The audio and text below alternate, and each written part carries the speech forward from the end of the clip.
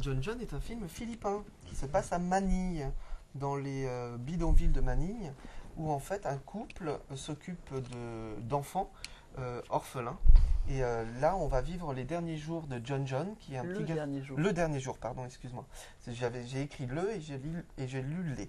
Le dernier jour de John John, qui est un petit garçon de 3 ans, qui va se faire adopter par une famille américaine de San Francisco. Non, c'est simplement le dernier jour avec sa famille d'accueil. D'accord. Et on est absolument dans la même ambiance que dans L'éveil de Maximo Oliveros, autre film philippin qui avait marqué Manu l'année dernière. Très bien, tout à fait. Donc c'est vraiment le même style de film, un peu hors norme, enfin hors habitude d'occidental que je suis. Et c'est un très joli film. Vraiment, ce gamin de 3 ans a une bouille pas possible. Et effectivement, je comprends qu'il se fasse adopter aussi vite. Oh, c'est horrible. 3 ans, la vie, 3 ans. Non, tu peux pas dire ça, Mika. T'as l'impression que c'est comme la SPA. Regarde, il est Oh, mignon, c'est celui-là. horrible. Ah, celui-là, il est pas beau. Sauf que, attention. Non mais alors, remettons ça dans le contexte. Ah. En Philippines, c'est devenu un vrai commerce. Les enfants, Ouais. et notamment les enfants adoptés. C'est-à-dire que non seulement c'est un commerce, mais c'est aussi un danger. C'est-à-dire qu'à un moment donné, il y a une peur du kidnapping, Ah oui. car les enfants se font kidnapper pour être Revendus. revendus ensuite. En C'est plus, il y a des vraiment- affaires de pédophilie vachement. Hein, Alors à côté de ça, mais de là, tourisme pédophile, je sais pas oui, comment on appelle mais ça. là c'est pas du tout, Sexuel. c'est pas du tout Tourisme le. Ouais, mais qui vont chercher les enfants. Attention, ce n'est pas le thème du film, C'est donc n'allons pas dans ce domaine-là. Ouais. Ça n'en parle pas. Mais par contre, ça parle effectivement de ce côté qui est réel. Et donc le gouvernement philippin a décidé d'en faire une affaire d'État. Et donc il y a plusieurs associations qui sont commanditées par l'État pour gérer donc ces adoptions. Et donc il y a des familles d'accueil tant que les enfants ne sont pas adoptés, qui sont élevés donc par des familles un peu pauvres, enfin beaucoup pauvres, Super pauvre, oui. super, mais qui travaillent pourtant. Oui, mais c'est simplement, horrible, ça, c'est, mais voilà, ils travaillent pour pas beaucoup d'argent et là où ils vivent, effectivement, ce sont des bidonvilles, c'est un vrai labyrinthe, mais on voit qu'ils ont, en tout cas, ils semblent heureux, C'est un même bidonville propre. même s'ils sont propres, même s'ils sont pauvres, Mais c'est vrai, ils sont propres. mais même s'ils sont pauvres, ils sont heureux. Et ce gamin a eu une jolie enfance, en tout cas jusqu'à maintenant. Et donc, voilà, c'est ce il nous montre donc tout ce côté,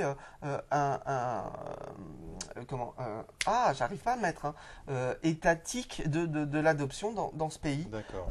Alors c'est un petit peu long, moi j'ai trouvé ça un poil long, cette dernière journée, mais effectivement à la fin quand la femme, la nourrice vient donner John John à la famille d'Américains dans l'Auteuil de luxe, il y a un contraste entre les deux qui en devient très drôle, car il y a une scène qu'on ne vous dévoilera pas qui est vraiment très très drôle, et c'est un très joli petit Vraiment, film. ça, en fait, parce que c'est le moment le plus douloureux du film, Oui. et ils ont réussi à mettre un peu d'humour, parce que sinon D'accord. c'est dramatique. Et c'est un couple gay qui l'adopte. Alors non, c'est que simplement il y a aussi un couple gay qui apparaît, c'est pour ça que tu le vois sur mes fiches, et qu'il y a aussi un couple gay à un moment donné qui apparaît. Qui passe celui, derrière, qui tu sais, vient, dans l'aéroport, qui, on les voit passer. à l'école, Super. avec qui elle parle et qui est un de ses amis, c'est un couple gay. Comme c'est entouré Donc, en voilà. rouge, je pensais que c'était un truc C'est important, ça, mais non. apparemment non. C'était n'importe pas pas, non plus, ça. voilà, je soulignais qu'il y a, voilà.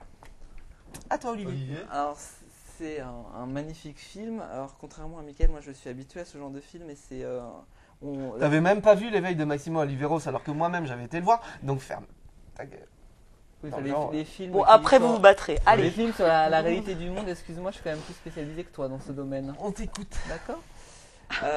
Donc, on parlait la semaine dernière de l'état du monde, qui était un film totalement sans intérêt. Là, c'est vraiment l'état du monde.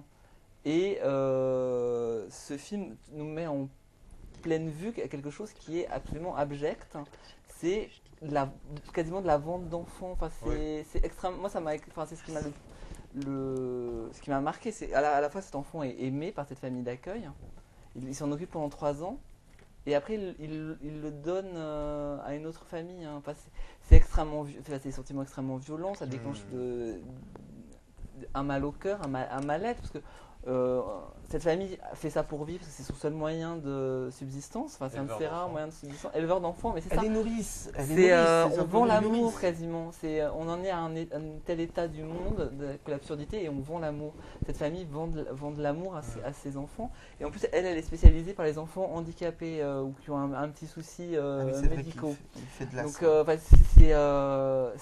c'est lourd comme sujet. Et en même temps, c'est traité de façon très sobre, très pas mélodramatique du tout. C'est un constat. C'est la limite du reportage, à la limite du documentaire. C'est ça. On suit cette famille. Alors, les bidonvilles de Manille, c'est des architectures mais hallucinantes. C'est sur 2-3 étages. Enfin, c'est assez hallucinant. Ces gens sont propres, alors qu'on pourrait croire que c'est un taudis immonde, etc. Il n'est pas du tout. Ils sont pour la propreté, ils se lavent. C'est intéressant de voir ce qui se passe dans ces taudis parce qu'on n'a pas l'habitude. Quand on va aux Philippines, c'est pour aller à la plage, c'est pas pour aller se perdre dans les fins fonds des bidonvilles de Manille. Et il y a tout ça qui est super intéressant dans ce film. Et encore une fois, c'est pas lourd, c'est pas pesant, c'est juste réaliste.